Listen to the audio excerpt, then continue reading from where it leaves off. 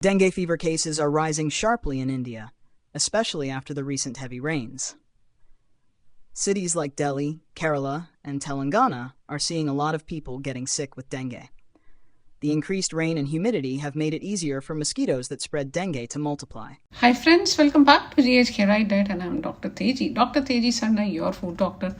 Monsoon आ रहे हैं इंडिया से और ये टाइम है जब वायरल इन्फेक्शंस बहुत तेजी से बढ़ते हैं इंडिया में, specially dengue and chikungunya. Dengue is a viral infection which spreads from mosquitoes to human. Symptoms may vary from person to person. Even simple symptoms like headache, body ache, and then severe symptoms like body rashes.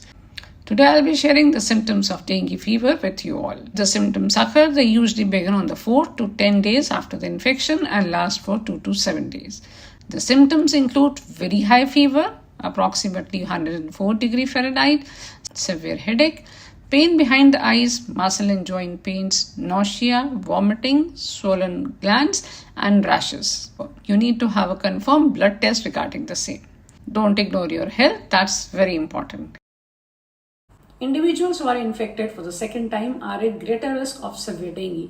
अगर पिछले साल आपको dengue हुआ था और इस साल फिर हुआ है या फिर आपका डेंगू एक ही सीजन में रिलैप्स हो रहा है तो you are at a risk. Severe dengue symptoms जो हैं they come after the fever are gone and these symptoms include severe abdominal pain, persistent vomiting, bleeding gums or nose. इसकी वजह से restlessness और fatigue तो आता ही आता है. The patient suffers from rapid breathing also. There can be traces of blood in vomit and stool. The patients are very thirsty, their skin is pale and cool, and they feel excessive weakness. Bed rest is the first thing that needs to be done, and then lots and lots of water.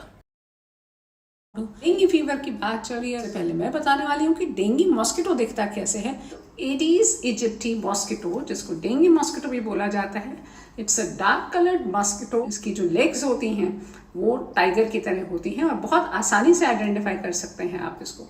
If you see this dark colored mosquito which has a typical white marking on legs and light markings on the thorax, this is a dengue mosquito and you need to kill it. ऐसा करते ही काफी हद तक आप control कर पाएंगे dengue fever को. जो नॉर्मल इंसेक्टिसाइड मार्केट में मिलते हैं, they are very helpful in controlling this. Using a mosquito repellent and applying mosquito repellent cream on your skin will help you a lot. तो ध्यान दीजिए अपने आसपास जरा सा. जैसे ही आपको मॉस्किटो दिखता है, all you need to do is to spray insecticide. Stay alert, stay aware and stay away from dengue fever. Number 1 is rest and number 2 is plenty of liquids. क्योंकि आपको रेस्ट करना है, अपनी इम्यूनिटी वापस चाहिए, तो प्लेटलेट्स को बढ़ाने के लिए और अपनी इम्यूनिटी बढ़ाने के लिए especially in dengue fever you need to have lots and lots of liquid. Liquids में आते हैं नींबू पानी, coconut water, fresh fruit juices घर पे निकले हुए, योगर्ट, दही, छाछ, lassi, soups, vegetable soups, chicken soups, हर तरीके का फ्रूट जूस, मौसम्बी का जूस जिसमें ग्लूकॉन सी डाला हुआ वो तो बेस्ट है. Papaya juice is very helpful in treating dengue fever. करना क्या है, फ्रेश पपाया लीफ लेके उसको क्रश करना है और एक लीफ से सिर्फ 3-4 बूंदे जूस निकलती हैं. उस जूस को पीना बहुत मुश्किल है, कड़वा होता है, तो उसको शहद में मिला के पिया जाए दिन में 2 बार. बहुत इंपॉर्टेंट है, 2 ही चम्मच लेने हैं. सुनने में आसान लगता है कि आप ये लीजिए, पर ट्रस्ट मी इतना सारा लिक्विड लेना बहुत मुश्किल है. तो लिक्विड लेने का तरीका ये है कि आप उसको सिप बाय सिप लीजिए, छोटे छोटे ग्लासेस में लीजिए, शॉर्ट ग्लासेस रख लीजिए और उसमें लीजिए. सारे दिन में हर 10 मिनट बाद अलार्म लगा के आप थोड़ा सा लिक्विड लीजिए. एक बार में लिक्विड लेने से फ़ायदा नहीं होगा, you will vomit it out. तो ध्यान दीजिए ये बात, थोड़ा थोड़ा लेना है. Stay tune, stay alert, stay away from dengue fever. Diet plays a very important role in dengue fever. Diet restrictions ऐसे तो कुछ भी नहीं है, पर ध्यान देने वाली बात है कि खाना लाइट होना चाहिए, माइक्रोन्यूट्रिएंट्स उसमें खूब सारे होने चाहिए. That means vitamin and mineral से आपका खाना भरपूर होना चाहिए, स्पेशली विटामिन सी. तो there are many foods which are rich in vitamin C. ये ज़रूर होने चाहिए खाने में. आपके खाने में होने चाहिए हरी पत्ते वाली सब्जियां, खूब सारा अनाज, दालें.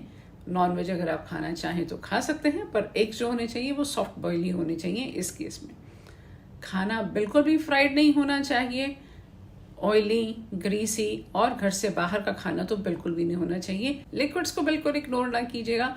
खिचड़ी, दाल, चावल, चपाती और घर की बनी सब्जियां बेस्ट हैं during dengue fever. The patient at any age should not eat anything which is fried, oily or anything which is processed, जैसे कि frozen food items या बाजार का कुछ भी खाना। आपका खाना होना चाहिए light, healthy, nutritious and homemade is the best. ध्यान रखिए आपके खाने में pizza, burgers, pastries, cakes, muffins बिल्कुल भी नहीं होने चाहिए। Any kind of cold drinks, sodas, unaerated drinks are a big no no. Alcohol is a big no क्योंकि इससे रिलैप्स होने के चांसेस ज़्यादा रहते हैं। Tandoori food items, baked food items, biscuits, heavy cookies, heavy cakes, ice creams, nuts बिल्कुल भी नहीं खाने हैं। आप नहीं खा सकते मुगलई, कॉन्टिनेंटल, मैक्सिकन खाना क्योंकि कहीं ना कहीं इनमें फैट एंड स्पाइसेस बहुत ज़्यादा रहते हैं। चाइनीज़ और थाई भी आपकी लिस्ट से बाहर हो जाते हैं क्योंकि उसमें ऐसे कुछ इंग्रेडिएंट्स हैं which can irritate the stomach lining. तो ध्यान रखिए, थोड़ा दिन की बात है, 10-15 दिन बाद आप वापस से अपनी नॉर्मल डाइट पे आ सकते हैं और ये सब चीज़ें खाने के लिए तो सारी उम्र है। ध्यान रखिए, stay safe, stay healthy and stay connected. Bye.